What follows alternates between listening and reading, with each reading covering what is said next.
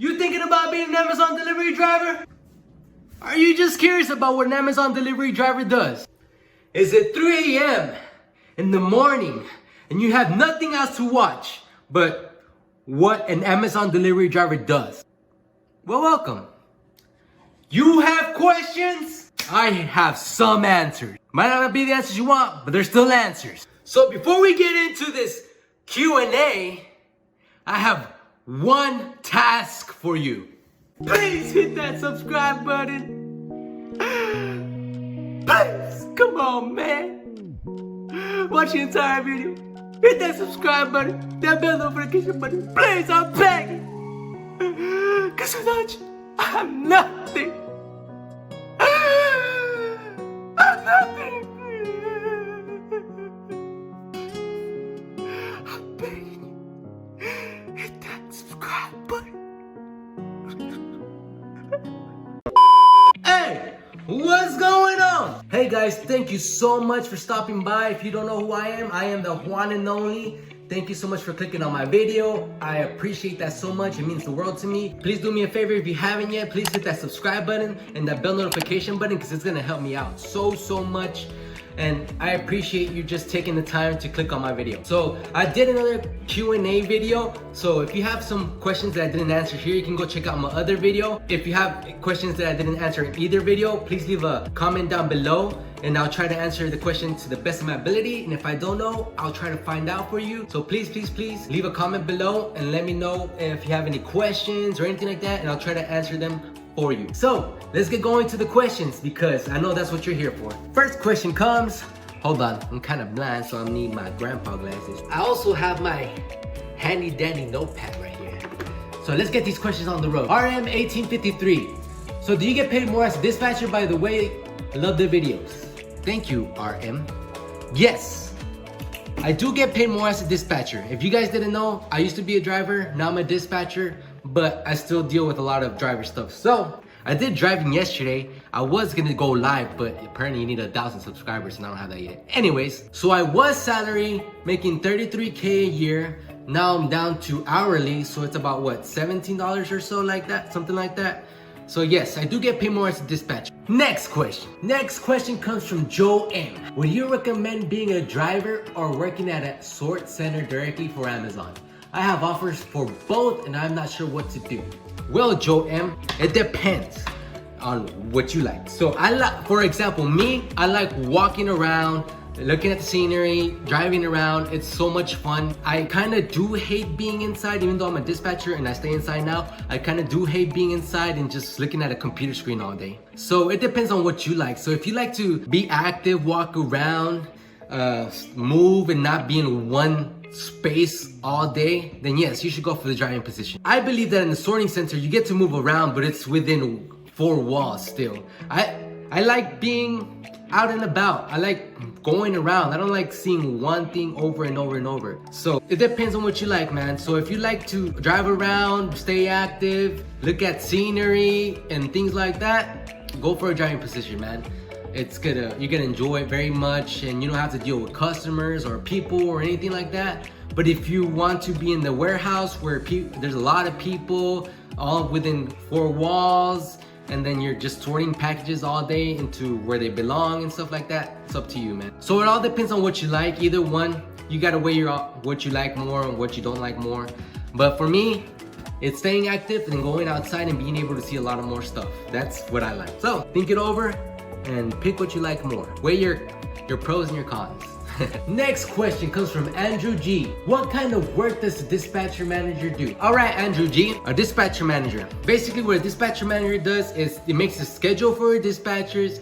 He makes sure every route's running correctly, and he manages the dispatcher. So that's pretty much it. And he does everything a dispatcher does. So as a dispatcher, we get calls from drivers if they had a flat tire or they don't know where exactly to deliver that package or where the package needs to be. If the customer's not home, they can contact us. We'll contact Amazon if we need their help, but if we know the answer, we'll tell them what to do. If we don't know the answers, we'll contact Amazon, and Amazon's gonna let us know what they want us to do, and then we'll direct that message back to the driver. So that's pretty much what the manager does. I believe he's on call if somebody can't go in that day or they have questions, if we have questions and we are not exactly sure what to do as a dispatcher, we'll call the manager and he'll try to answer the question for us and things like that. It has its up and downs for a manager. Next question. Next question comes from Eugene C. Hey Juan and Only, to be honest, this was the best video yet for newbies and wannabes. First week on the job, today on my route in downtown San Francisco, I rescued someone, 2 totes and 4 overflow. I scanned the totes and the 4 overflow. I wound up having several missing boxes and about a dozen polys and small boxes that were not in the rabbit. 2 questions. Do the missing packages count against me in any way? And B, is it the only way to avoid this by scanning everything individually into the rabbit at pickup? I asked my manager and he said that would be a waste of time. Okay, Eugene, so missing packages, do they count against you? Eugene, if the package is missing, like you have to make completely sure that it's not in your van, because if it's not in your van and you're absolutely sure it's not there, it's not going to count against you at all, because you double checked everything, you make sure your totes were empty, you made sure your van was empty, and you didn't get it, so it means that the station didn't give you the package, so it's not going to count against you. On the other hand, if you do find the package later on, let's say you get to the station and you said you had the package machine, then you find it, they're going to use that against you. They're going to tell your DSP and your DSP is going to take action. I'm not sure what they'll do. They might take it off the schedule, or they might flag you, or Amazon might flag you and stuff like that. But you always have to make sure that the package is absolutely missing if you mark it as missing. All right, is the way to avoid this is by scanning everything? No, Eugene. So what you're gonna do is exactly like you do at pickup. You scan the tote and everything should be in the tote. If it's missing at the end of the day, it's because somebody didn't put it in the tote, or it's just missing. You didn't get it at all. So if it's not in the tote and you scan the tote, you should be fine. Nothing's gonna happen to you. It shouldn't happen to you because it's not your fault. But let's say you scan the tote, right? And then it's missing, and then you find that one particular package in the another tote, you're gonna be able to deliver that later on. But let's say you're at your end of your route and you deliver everything, you have one package left and you don't know where it belongs and it's not in your itinerary. That's when you scan to pick up that last package, and if you can pick it up, you can deliver it. That's pretty much it, Eugene. Thanks for the question. Next, Trish Shalupka. Hope I didn't slaughter the name, sorry. Trish, could you guess a percentage of 50-pound boxes would you get on a daily basis to deliver? I'm trying to decide if I should go for the job or not. The company said it'll be able to lift up to 70 up to 70 pounds, but I'm curious if there are a blank ton of heavy things or if it literally all just depends. Well, Trish, good question. I'm guessing you're saying the percentage of packages that are 70 pounds or more on a daily basis. So I would say when I delivered, and I delivered yesterday as well, when I delivered, I never got really heavy boxes. The heaviest boxes you'll get is probably dog food and waters. Some people order waters. I think those are the heaviest things. Sometimes they order like printers and stuff, but those are not that heavy. So I'd say the percentage on a daily basis of heavy things, I think not even more than 70 pounds would it be about 10 to 20%. So for me, when I delivered, it's really rare when I get something that's more than 50 pounds. When I do, it's probably something like water or dog food, like I said. But it's really rare. I don't get items that are very heavy every day. I got them like maybe once or twice a week that were really heavy, and I had to carry up apartment stairs and things like that. But it's like I said, 10 to 20% is gonna be heavy items. I would say 35 on a daily basis, probably the max pounds that you'll be carrying. 35 to 45 pounds. So if you can carry that with not a problem, you should be good. So I hope that answered your question. Next question. This question comes from Powered Bacon. That's an awesome name, by the way. Powered Bacon, do you average 40 hours a week? Powered Bacon, do I average 40 hours a week? It depends as a driver. If you want to average 40 hours a week, it depends on the DSP. Like I say a lot.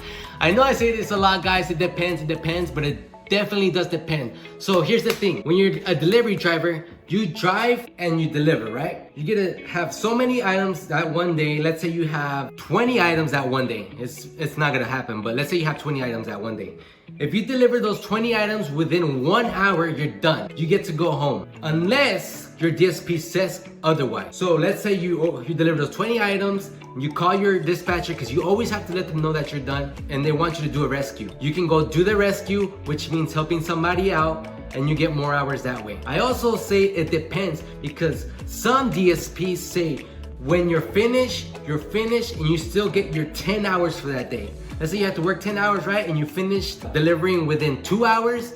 The rest of the day is yours. You get paid for those 10 hours. They also say it depends because some DSPs demand that you do rescues. On my DSP, you don't have to do rescues. So if you say no, you're good to go home right after you're done. So if you finish in 1 hour and you say no to a rescue and we ask you, you're good. You get to come park the van and go home. But some DSPs are like, if you want your hours for the week and you finish very early, you have to go do a rescue. It doesn't matter what you say, go do the rescue. So it all depends on DSP. But as for me, when I was a driver, I'd get around 30 to 32 hours a week. Sometimes, rare occasions, I get 36 because I was just so done. I just wanted to go home. I had enough of the air outside. It was hot, it was cold. I don't know what day it was. But I just like being home. I like going home. I don't like staying at work all day. So I average around 30 to 36 hours a week and I just went home. I do rescues every once in a while, yes, because I needed hours and stuff. But yes, I average 32 to 36 hours a week. Hope that answered your question.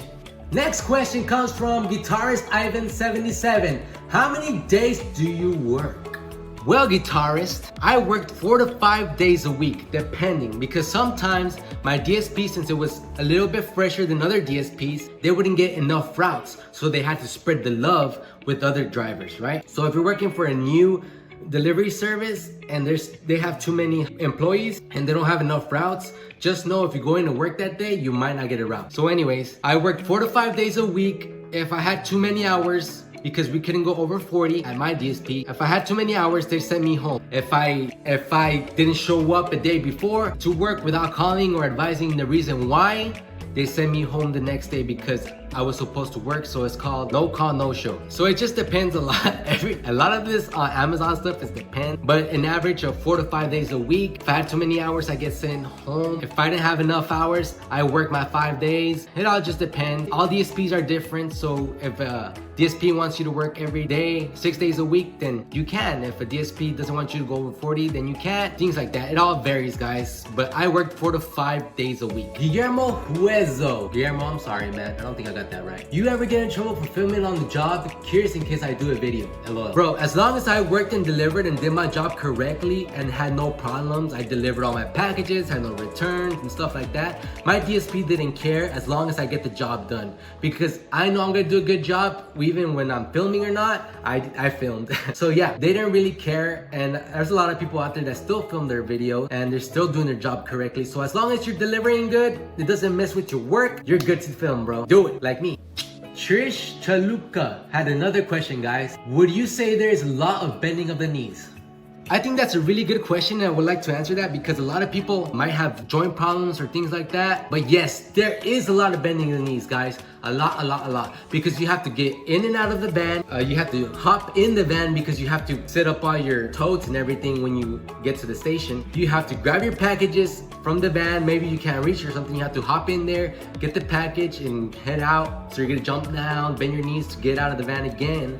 You're gonna have to bend your knees to pick up heavy packages, bend your knees to put down heavy packages, bend your knees to drop the package on the floor, not drop it, but place it on the floor, things like that. So there is a lot of bending of the knee. So if you have knee problems, I'd say get a compressor for your knee or take a lot of joint pills because there is a lot of bending of the knee. All right, guys, that's all the questions I have for today. If you have any questions that I did not answer in this video, please leave it in the comment below and I'll try to answer the question to the best of my ability. Because me and your familia, bro, girl, whoever you are, whatever you are, he, she, unidentified, whatever you are, alien, leave a question down below and I'll try to answer the question to the best of my ability. Things about Amazon, things about my life, things on how are things going, and things like that. So please, thank you so much, guys, for watching. Any questions at all, leave it in the comments down below and I'll try to answer to the best of my ability. Thank you so much for watching. Hit that subscribe button, that bell notification button, so when I upload a new video, you get to watch it. And I'll see you next time.